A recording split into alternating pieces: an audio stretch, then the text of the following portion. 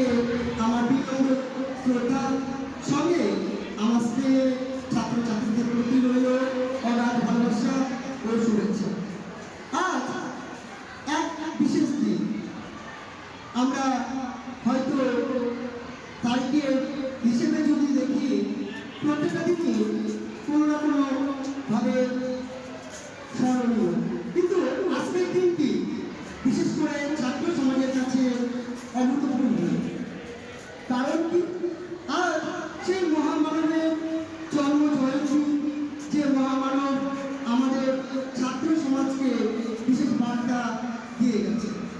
যদি আমি তার বিশেষ কৃতিত্বের কথা বলি, প্রথমে বলতে হবে তার দায়িত্ব ও মেধা।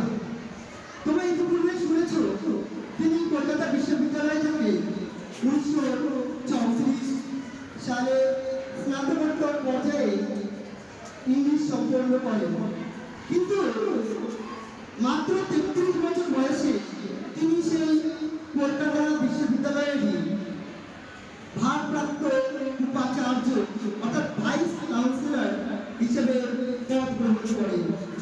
যে বয়সে আমরা নিজেদের জীবন গোছাতে ব্যস্ত এবং ক্লান্ত হয়ে পড়ি, মাত্র 33 বছর বয়সে তিনি বিশ্ববিদ্যালয়ের শিক্ষা ব্যবস্থাকে সামলিয়েছেন।